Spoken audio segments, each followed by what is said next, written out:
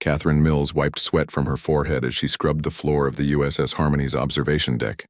The giant windows showed the stars outside, glowing against the black of space. She had been working on the ship for 5 years now. Every day was the same.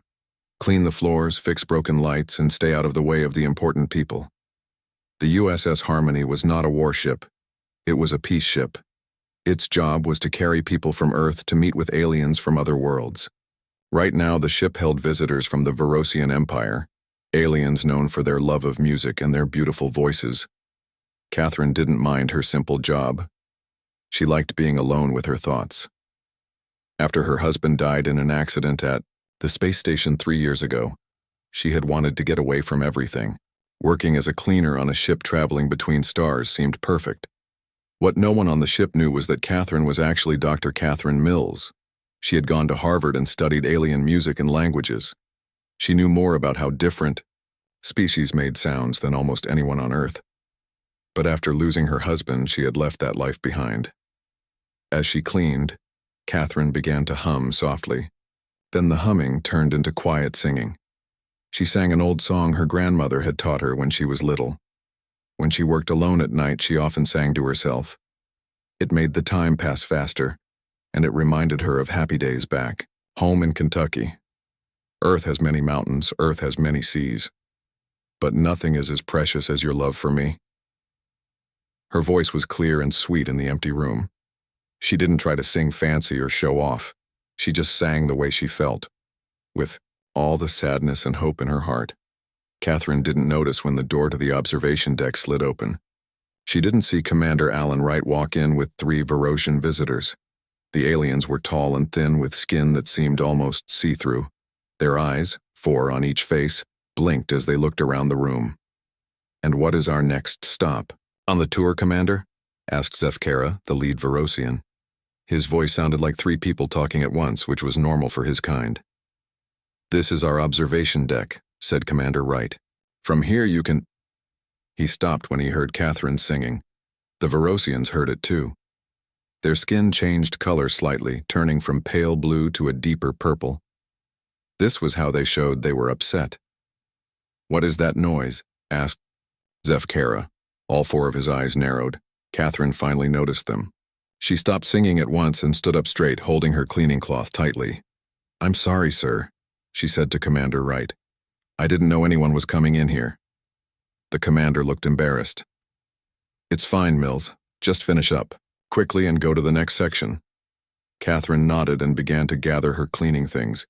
She kept her eyes down, not wanting to look at the important visitors, but the Verosians were still watching her. One of them, Ambassador Melthorne, stepped forward. He was older than the others, with skin that had started to turn slightly gray with age. "Was that human singing?" he asked, his voice full of surprise. "Just one of our maintenance crew," Commander Wright said quickly. "Please pay no attention." Zefkara made a sound that might have been a laugh. "You call that singing? On our world, children make better sounds before they can even walk." Catherine's face turned red.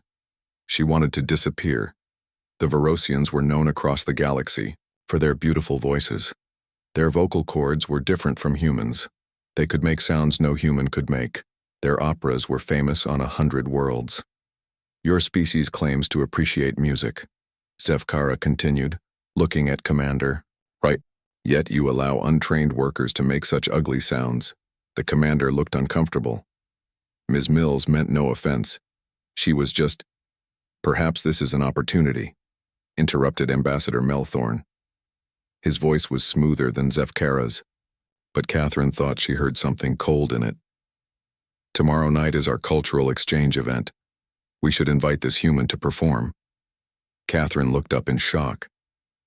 "Sir, I'm not—" "That's hardly appropriate," Commander Wright said quickly. "Ms. Mills isn't a performer, she's maintenance staff."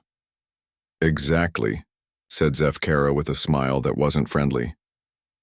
"If humans wish to be taken seriously in our galactic coalition, they should prove their worth. Let her attempt our most difficult piece, the ascension of Voros. When she fails, as she surely will, it will demonstrate your species' need for our guidance in cultural matters." Catherine felt sick. The Ascension of Voros was the most famous Vorosian opera piece. It was also known to be impossible for humans to sing. It required vocal ranges beyond what human throats could make. It would be like asking a person with no legs to run a race. I really don't think, began Commander Wright. Are you refusing our cultural request? Asked Zefkara. His skin was turning dark purple now. That would be most unfortunate for the treaty negotiations.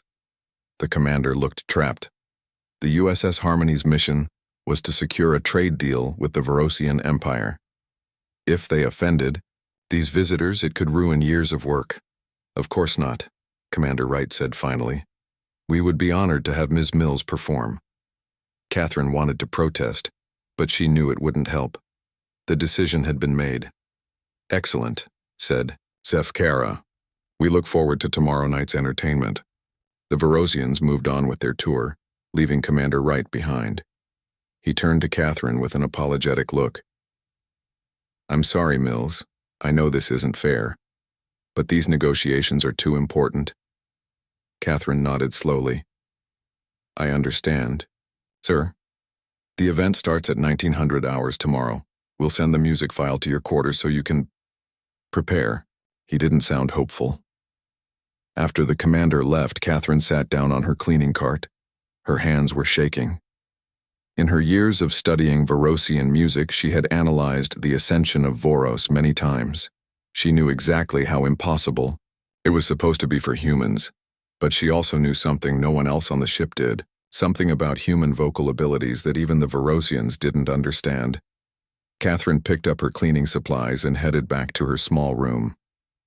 She had work to do before tomorrow night, not the kind of work anyone expected from a simple maintenance worker. The kind of work she had trained for at Harvard before she had given up her old life. Maybe it was time to stop hiding who she really was. Catherine sat in her small room on the lowest deck of the USS Harmony. The room was barely bigger than a closet, with just enough space for a bed, a small desk, and a tiny bathroom. It was all she needed. After her husband died, she had learned to live with less. On her desk sat her computer tablet. On the screen was the music for the Ascension of Voros, the Vorosian opera piece she was supposed to sing tomorrow night. Looking at the notes made her stomach hurt. Not because she couldn't understand them, she understood them perfectly. The problem was that they were designed for Vorosian throats, not human ones. Catherine opened a hidden folder on her tablet. Inside were her old research files from Harvard. Files she hadn't looked at in 3 years. Her fingers shook slightly as she typed in her password. Dr. Catherine Mills, Xenomusicology Research, Harvard University, said the computer voice as the files opened. She quickly turned down the volume. No one on the ship could know who she really was. As far as everyone knew, she was just Catherine Mills, a simple woman who cleaned floors and fixed broken lights. For the next hour, Catherine studied the music. The Vorosians had 4 voice boxes in their throats. Humans had only 1. The opera required sounds that went beyond what most humans could hear, let alone sing. But Catherine had a theory. Her research at Harvard had focused on how humans might adapt to sing alien music. She had discovered that some humans could use a technique called overtone singing to make multiple notes at once. Singers from places like Tuva on Earth had been doing it for hundreds of years. Catherine picked up her tablet and pressed a button. A small recording device appeared from the side. She began to practice, recording herself and then listening back. The first attempts were terrible. But slowly, as the night went on, she got better. At 2 a.m. ship time, she sent a message to her old professor, Dr. Susan Blackwell. The message had to travel through space back to Earth, so it would take some time to get a reply. Susan, it's Catherine. I need your help with Vorosian vocal techniques. They've challenged me to sing the Ascension of Voros. Yes, I'm still alive, long story. Please send any new research you have. Urgent. After sending the message, Catherine tried to sleep, but she kept thinking about what would happen tomorrow night. The Vorosians were setting her up to fail. They wanted to prove that humans were less than them. The trade deal might even depend on it. Catherine finally fell asleep, just as the ship's day cycle was beginning. She woke up 3 hours later to the sound of her tablet beeping. Dr. Blackwell had replied, "Catherine Mills, I thought you were dead. Where have you been?" "Never mind, we'll talk about that later. About the Voros piece. You're right. It's impossible for a normal human. But your research was on the right track. I'm sending you my latest findings on human overtone singing combined with Vorosian techniques. It's still theoretical, but it might work. Be careful with the third movement. The high notes could damage your vocal cords if you push too hard." "Call me when this is over. I want to know everything." Catherine smiled. Susan hadn't changed. She quickly downloaded the new research and spent the morning studying it. By lunchtime, she felt like she might have a chance. At noon, she received a message from Commander Wright. "Mills, the event tonight has turned into an even bigger deal. Representatives from 12 alien species will be there. The Admiral is attending, too. I'm sorry about this. Just do your best. No one expects you to actually be able to sing the piece. Just try not to embarrass Earth too much." Catherine read the message twice. The commander was trying to be kind, but his words made her angry. No one on this ship knew what she could do. They had all judged her by her job, by her quiet ways. Tonight they would learn the truth. She spent the afternoon practicing. Her throat hurt, but she kept going. The technique Dr. Blackwell had sent was working. By combining human overtone singing with precise control of her larynx, Catherine could almost match the Vorosian range. Not perfectly, but maybe good enough to surprise them. At 6 p.m., Catherine took a shower and put on her cleanest uniform. She had no fancy clothes. The uniform would have to do. She looked at herself in the small mirror. Her face was plain, her brown hair pulled back in a simple ponytail.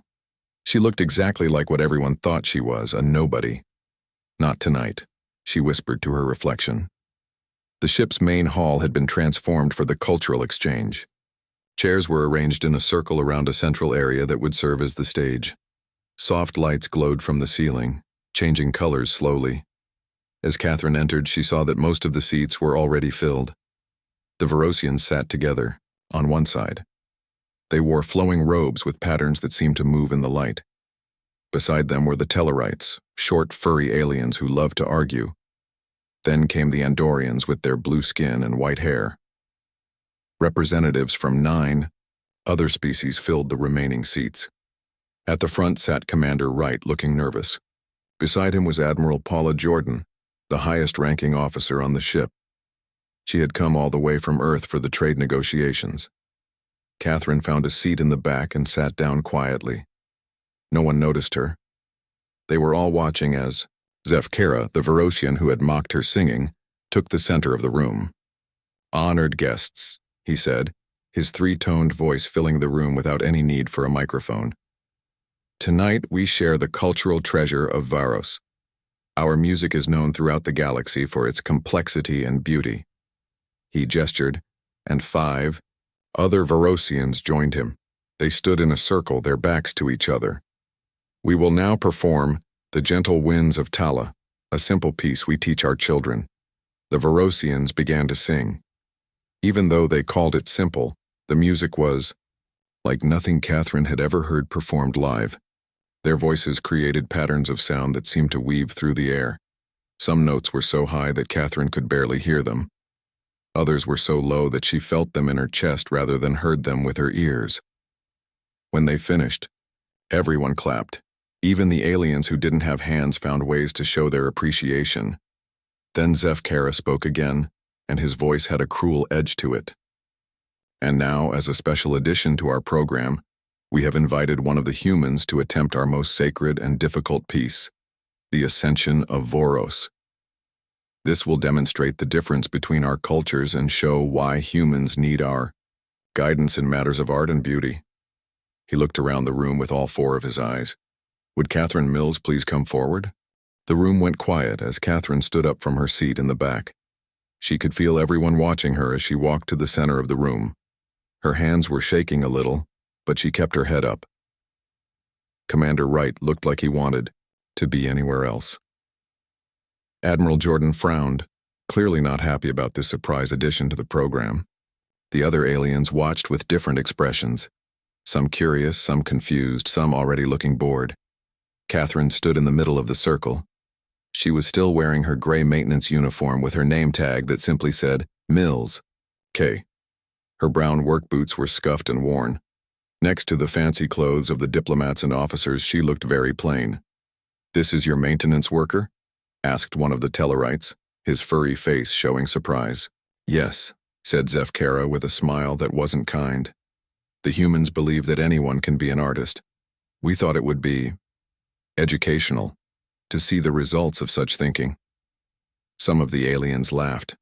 Catherine felt her face get hot, but she didn't look down. She had spent years studying. She had earned her doctorate. She knew things about music that even the Vorosians didn't know. A screen appeared in the air in front of her, showing the musical notes for The Ascension of Voros. Catherine looked at them carefully, even though she had memorized them already. "The piece tells the story of Voros, our greatest leader," explained Zefkara to the room. "As he died, his spirit rose through the 7 levels of existence, finally reaching the highest plane, where he became one with the universe." Catherine knew the story well. She had written a paper on it during her 2nd year at Harvard. The music was designed to show the spirit's journey. It started with low, earthbound notes and ended with impossibly high ones that represented the highest plane of existence. "The piece requires the use of all 4 voice chambers," continued Zefkara, looking at Catherine with all his eyes.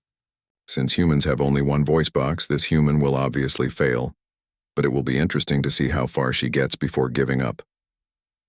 Lieutenant Nancy Rogers, a young officer who sometimes smiled at Catherine in the hallways, looked worried. "This isn't right," she whispered to the ship's doctor, Greg Powell, who sat next to her. "They're setting her up to be humiliated." Catherine took a deep breath. She closed her eyes for a moment, thinking of her husband. He had always believed in her.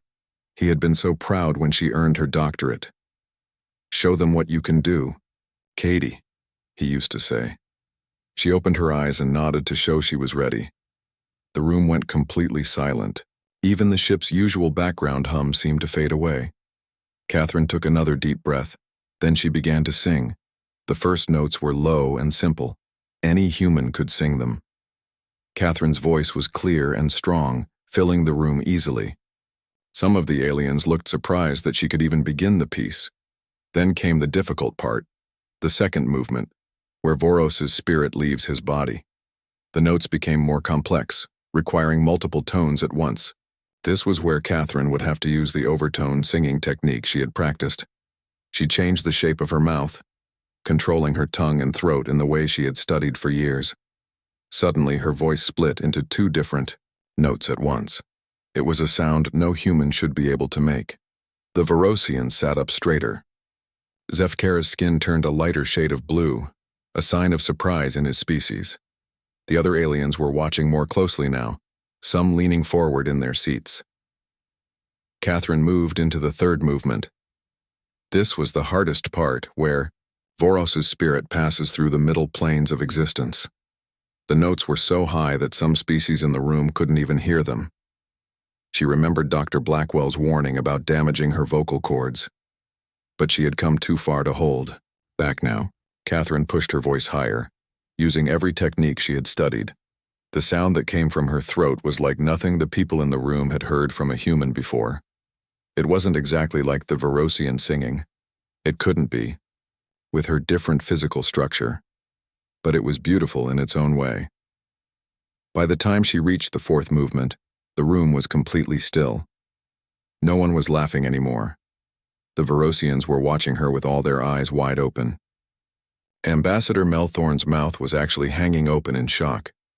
The 4th movement represented Voros reaching the 6th plane of existence, just before the highest level. It required rapid changes between high and low notes, something that should be impossible without the 4 voice boxes of a Vorosian. Catherine had found a way around this limitation. She used a human technique called vocal fry for the lowest notes, then jumped immediately to her highest range, creating an effect similar to what the Vorosians could do naturally. Commander Wright couldn't believe what he was hearing. He looked at Admiral Jordan, who seemed just as surprised. "Did you know she could do this?" he whispered. The Admiral shook her head slowly, still watching Catherine. The final movement was approaching, the hardest part, where Voros reaches the highest plane and becomes one with the universe. The notes were beyond the normal human hearing range. Most humans couldn't even hear these notes, let alone sing them. Catherine felt her throat burning with effort. Sweat ran down her face. She was pushing her human body to its absolute limits. For a moment she thought she might fail after all. Then she remembered something from her research. Humans couldn't make those super high notes directly, but they could create them as overtones of lower notes.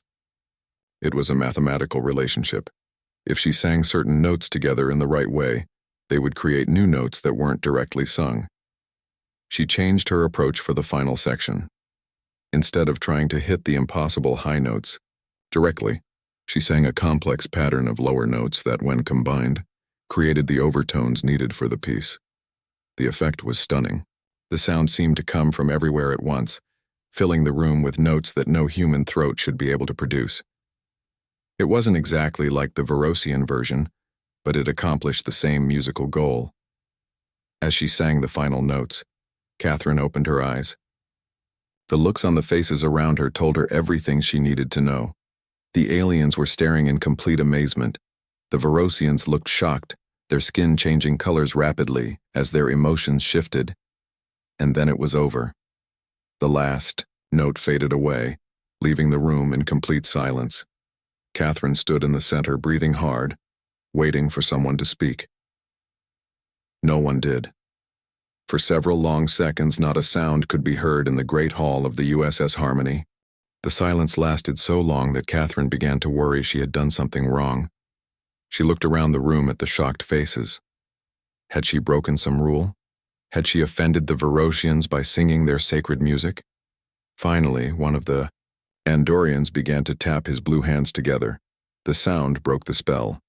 Suddenly, the room erupted in noise. Most of the aliens were clapping or making their species' version of applause. The Tellarites were stomping their feet. Even the usually quiet Denobulans were whistling loudly. Only the Vorosians remained still, their skin shifting through various shades of blue and purple as they processed what had just happened. Admiral Jordan stood up, clapping hard. "Commander." Wright joined her, looking both surprised and proud. Lieutenant Rogers was on her feet, cheering. Catherine felt tears in her eyes.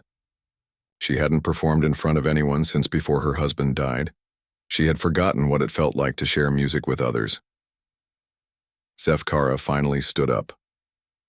The room went quiet again as everyone waited to hear what the Vorosian diplomat would say. His 4 eyes were fixed on Catherine. "That was unexpected," he said, his voice sounding less sure than before. "How did you manage to produce those tones? Humans do not have the physical structures needed for our music." Catherine took a deep breath. "The time for hiding was over. We used different techniques," she said, her voice a little hoarse from the difficult singing. "Humans can create overtones by controlling the shape of our mouths and the tension in our throats. We can't make the same sounds you do, but we can create similar effects." Ambassador Melthorn moved closer, studying her with all 4 of his eyes. "You speak as if you have studied our music." Catherine nodded. "I have. For many years." "You are not just a maintenance worker, are you?" Melthorn asked quietly. Commander Wright stepped forward. "What is this about, Mills?" Catherine looked at the commander, then at the admiral, then back at the Vorosians. It was time to tell the truth. "My name is Dr. Catherine Mills," she said. "I have a PhD in xenomusicology from Harvard University. I specialized in Vorosian vocal techniques and how humans might adapt them." The shock on Commander Wright's face was almost funny. "But your file, you applied as a maintenance technician. Your background check showed—" "I used my married name and left out my education," Catherine explained. "After my husband died, I needed to get away. I wanted a simple job where I could be alone. The maintenance position let me travel and think." Admiral Jordan looked impressed rather than angry. "You've been hiding on my ship for 5 years, Dr. Mills." "Yes, ma'am," Catherine said. "I'm sorry for not being honest." "Don't be sorry," the Admiral said with a smile. "Be proud. You just changed the course of our negotiations with your talent. Zefkera seemed less pleased. This was some kind of trick. You brought in a human expert to make us look foolish. Admiral Jordan shook her head. I assure you we had no idea Dr. Mills was on board. This is as much a surprise to us as it is to you. The High Chancellor of the Varosian Empire, who had been quiet until now, stepped forward. He was older than the other Varosians, his skin almost transparent with age. When he spoke, his voice had more tones than the others, creating a rich, complex sound. There was no trick here, Zefkera, the Chancellor said. You set a challenge that you believed was impossible. The human met that challenge through study and skill. That is not trickery. That is achievement. He turned to Catherine and bowed slightly.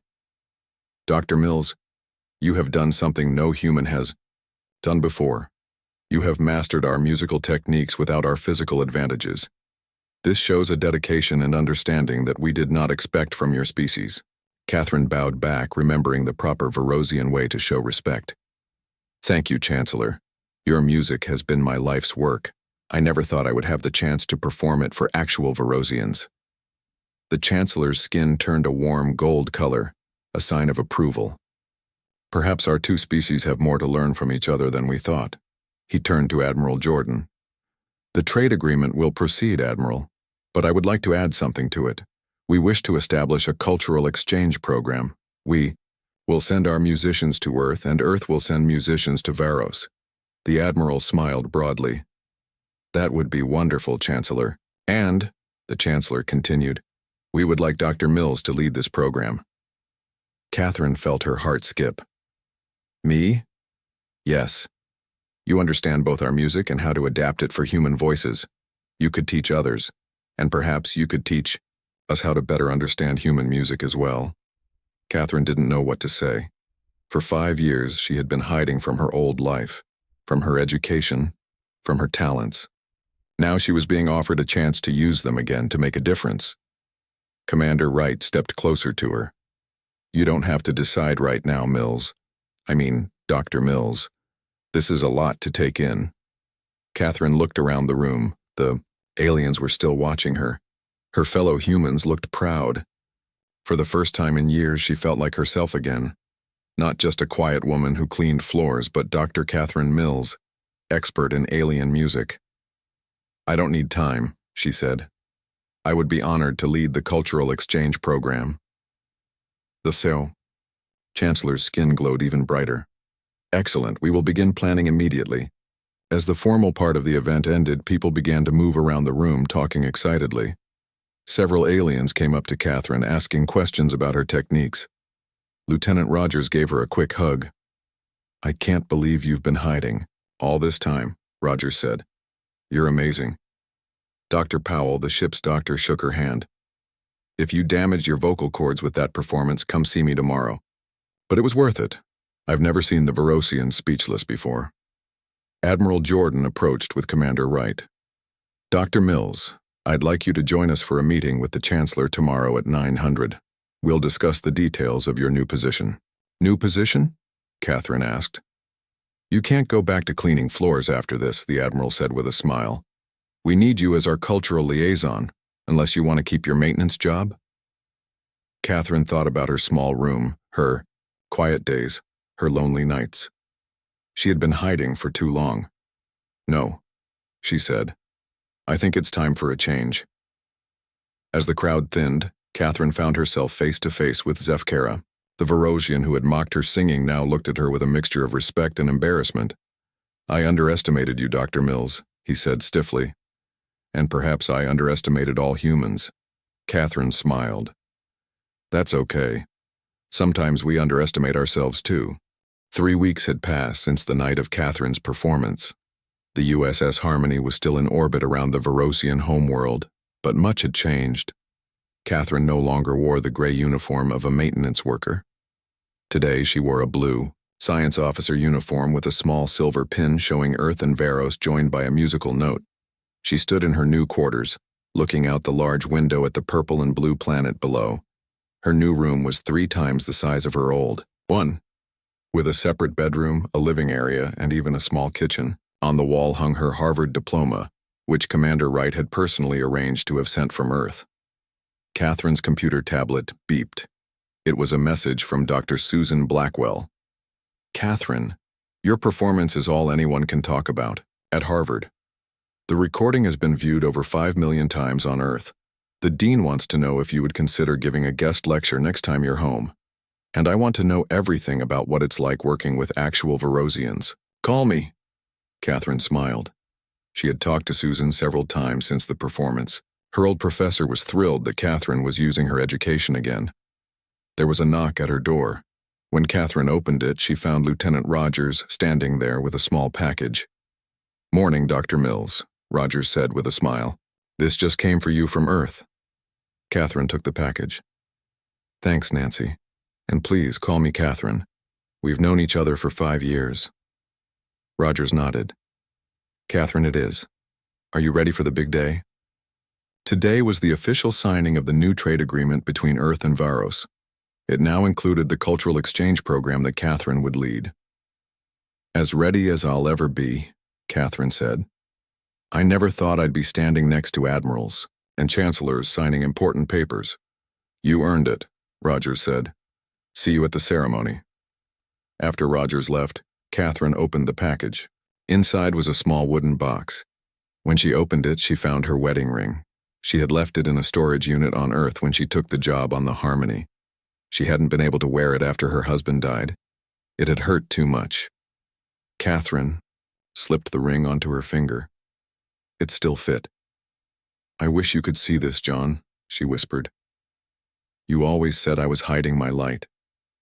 Her husband had never understood why she took the maintenance job. "You're Dr. Catherine Mills," he had said during their last argument before his accident. "You have so much to offer the world. Why are you hiding?" She hadn't been able to explain it to him then.